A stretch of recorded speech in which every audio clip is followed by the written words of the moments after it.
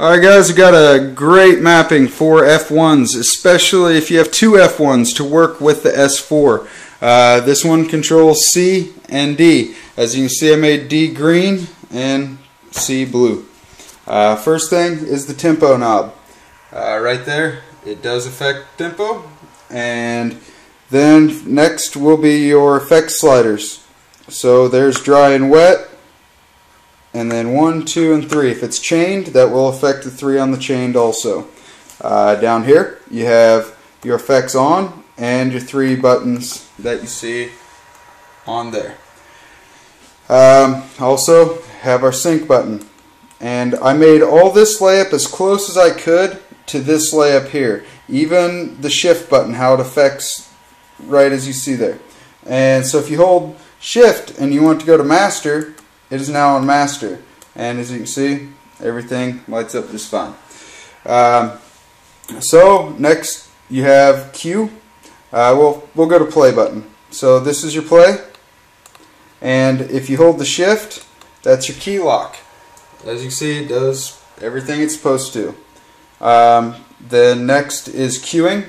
So that's your cue, or if you're playing, it will go back. So if you hold the shift, you have it to start it all the way at the beginning. That will stop the track, put it at the beginning, whichever, if you're in play mode. Okay, next, if you have your browser, let's see. So you're in your browser, you want to find the song you want, and right there, if you hit this load button right here, it will load it. Let me get out of browse mode so you can see it better. Loads it right there. Next, you have, this is your cue. Just like you have here, you can see it turns it off and on. I just figured it was good to have right point blank in there. Now, next is, there's no way to get this display to display your looping just like this one does. But I made it where it's a little bit simpler. 0, 0 is 1. So if you look as I go one at a time, so 0, 0, that's 1 beat per minute, or 1 beat for the loop, 2 beats, 4 beats, 8 beats, 16, and 32. If you go back 0 and you go the other way, then that number goes up. So that's half beat, quarter beat, eighth beat, 16th, and 32nd. Now to trigger a loop, say a track's playing, and you just push in the knob just like you do on the S4. So you push in on the knob, it starts the loop, rotate it, goes in and out. Now you can also use the buttons here. If you want to start looping, that'll be your loop in and your loop out. As you can see, they both light up to say it's in an active loop at that time.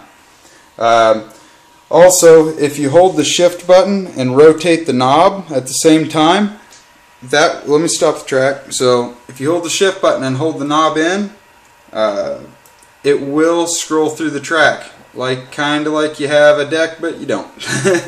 Then let's see. Next will be your pads for these are your hotkeys, hot cues. Sorry. So you got 1, 2, 3, 4, 5, 6, 7, 8.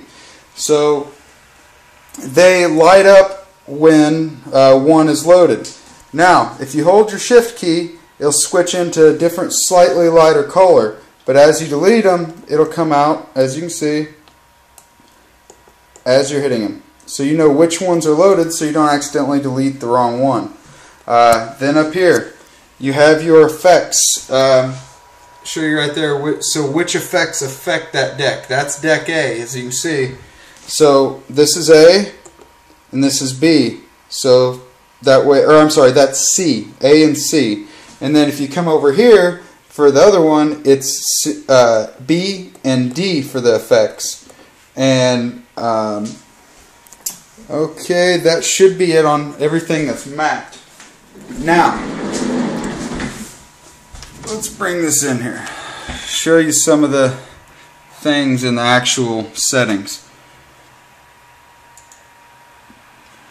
Now you can go back to where you can use one of your remix decks. So if you go to that, as you can see, it doesn't work.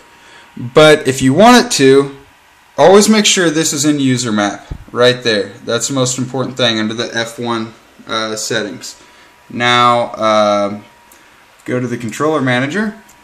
If you want to start using it as a remix deck, you need to come in, and where I made it deck C, so if you need the mapping, I'll try to get it to you. I've been bad about getting stuff to people on YouTube. I've been out of the loop lately.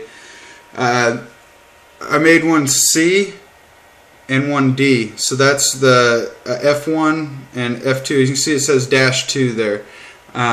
You need to come in, and we're just going to affect C right now. So you need to change that to none. That means that's not going to even look at this MIDI controller anymore. So you come down here to your one that says default,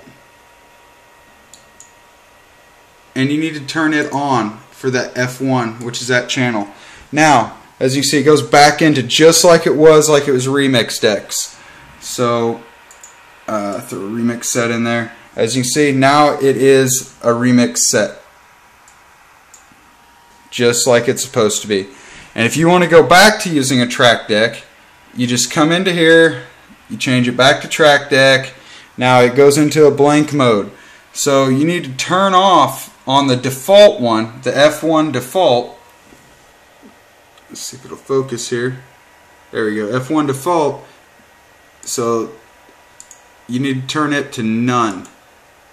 So once you turn it to none, you come back, and since that was the one that's working on C, change it to F1. It goes back into the mode it was supposed to be. That's an important thing that people would have been confused by, like, oh my god, I can't use remix decks anymore. No, you just have to let it know which one it is operating with. So really, setup of it is basic MIDI mapping. If you need the TSI, I will send it to you. Not a big deal at all, but it is an amazing setup. You have everything you need in front of you. Alright, I hope you guys enjoyed this, and have a great day.